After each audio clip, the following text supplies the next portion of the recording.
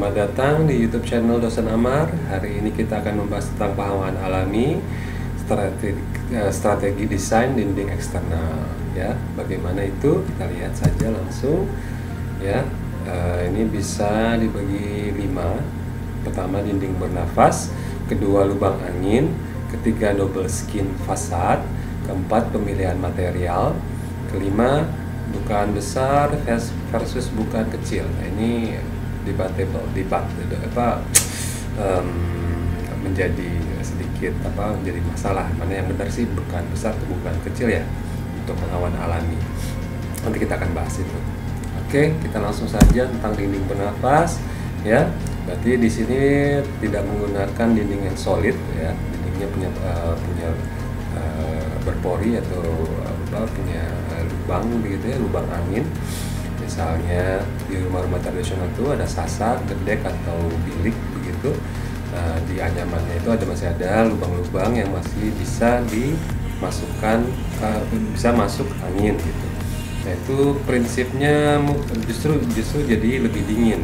Prinsipnya mungkin seperti ini. Kalau kita begini panas ya udaranya. Kalau kita bisa lebih cepat, lubang kecil dia dingin. Makanya kalau kita cium makanan supaya dingin, ya biasanya lebih kecil gitu. Jadi ada tekanan gitu ya, tekanan yang keluarnya justru anginnya dingin. Ya itu prinsipnya sih begitu katanya secara fisika ya. Bisa masuk akal juga sebenarnya. Terus ya mungkin kita juga bisa pakai ya dinding yang tidak solid ya. Kita pakai rooster seperti ini ya, atau apapun itu, atau pakai bata gitu ya. Atau juga pakai kayu seperti ini. Nah, sebenarnya dinding kayu-kayu yang di rumah-rumah tradisional itu ya ada sela-selanya ya. Ada sela itu untuk udara masih masuk ke dalam ruangan. Juga bagus. Ya, prinsipnya seperti itu, dinding bernafas gitu. Terus ya kalaupun kita maunya pakai dinding solid gitu ya, ya kita perlu di dinding itu ada bukaan atau lubang angin ya. Bisa jendela, pintu itu juga sudah cukup sebenarnya. Tapi kalau mau dipakai lagi lebih maksimal lagi, kita bisa pakai lubang angin di atas ya, supaya untuk melepaskan panas begitu. Ya, kalau kita sudah pakai pelafon ya, jadi dia tidak bisa ke atas ya, bisa dibuang di ventilasi yang di atas atap gitu ya. Ya mungkin kita pakai lubang angin yang atau ventilasi yang ada di atas. Nah, ini juga biasanya juga ya kita juga bisa pakai lubang angin yang di bawah.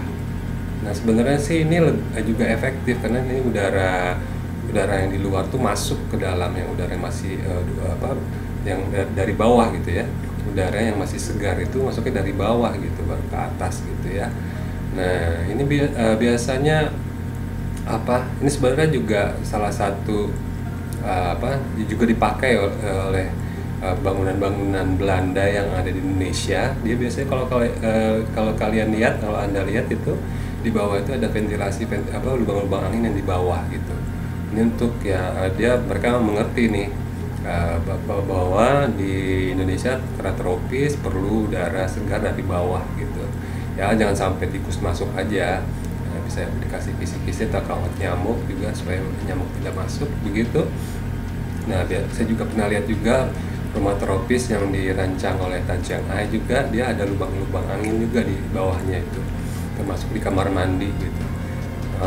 Apakah ada suara masuk? Tidak terlalu, karena dia ada kecil dan juga ada di bawah gitu ya, jadi suaranya merambatnya di situ gitu. Jadi sebenarnya sih bagusnya rumah-rumah Indonesia kalau memang mau pakai rumah batu atau ada ventilasi bawah. Ini sebenarnya yang sering dilupakan. Waktu itu Belanda sudah mempelajari, tapi dia tetap mau pakai batu, nggak mau pakai gedek atau kayu gitu ya. Jadi dia pakai lubang angin yang di bawah gitu. Nah, ini cocok untuk daerah-daerah tropis sebenarnya, juga daerah-daerah yang biasanya daerah yang dia dekat dengan titik-titik api di hutan gitu, ini paling ventilasinya lebih optimal gitu di sini. Dan juga panas atau lembab juga lebih bisa dikeluarkan dengan cepat gitu ke atas gitu. Jadi anginnya angin dingin yang dari bawah itu gitu. Mungkin kita sudah harus bisa praktekkan ini ya, lubang-lubang angin yang di bawah. Nah, selain itu juga ada double skin facade atau double wall construction ya, bisa dimanfaatkan ya untuk penghawaan yang untuk bangunan-bangunan tinggi atau yang ada di luar di luar negeri juga, yang di daerah 4 musim juga bisa jadi double skin, bisa kaca di sini masuk udara. Kalau di Indonesia mungkin kita jangan kaca kali ya, apalah gitu ya, bisa kita gunakan jadi double skin ya. Mungkin kombinasi dengan kaca, jadi udara masuk ke dalam, terus udara yang sudah jenuh atau panas itu bisa dibuang gitu, jadi dia masuk, jadi udara panas itu terhisap gitu. Jadi panasnya bisa kita bisa menguap ke atas gitu, bisa dilepaskan. Atau ada juga yang pakai double wall construction, bisa bata-bata atau bata dengan ada insulasi di sini gitu ya. Di sini ada gap gitu ya, ada gap. Nah, ini untung juga kalau untuk hujan atau salju, jadi rembesan airnya tidak ke dinding yang sebelahnya gitu. Tapi di sini jadi lebih lembab sebenarnya. Jadi sebenarnya di Indonesia mungkin perlu pengujian ya, perlu diteliti apakah double wall ini cocok di sini atau tidak gitu ya. Perlu penelitian lanjut. Dan lagi kalau double wall seperti ini kayaknya jadi lebih mahal begitu ya. Biasanya mungkin bisa pakai yang insulasi yang tahan air gitu di sininya, nggak usah bata lagi, tidak usah bata lagi itu batu begitu ya.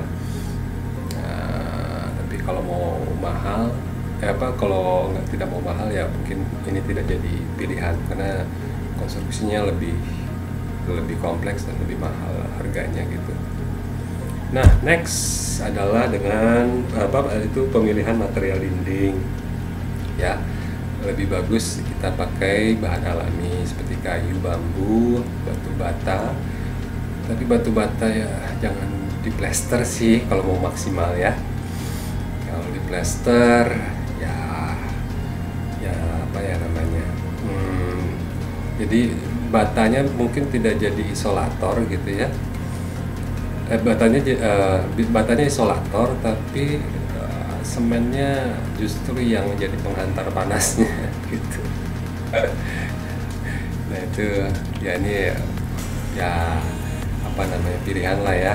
Kalau mau pakai tahir atau pakai dinding di plester juga ya, berarti kita tinggal pilih strategi yang lain gitu.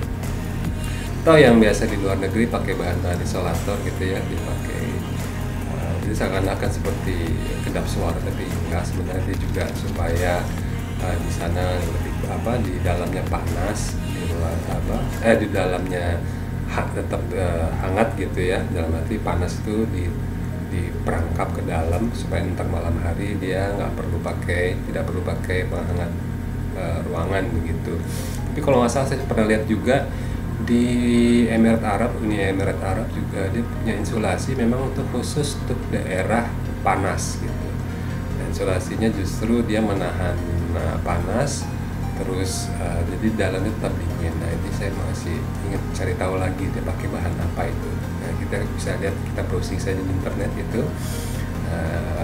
Ini bisa jadi salah satu strategi kalau kita mau benar-benar rumah kita solid, dindingnya solid gitu ya. Selain ini yang jadi debat sebenarnya ya.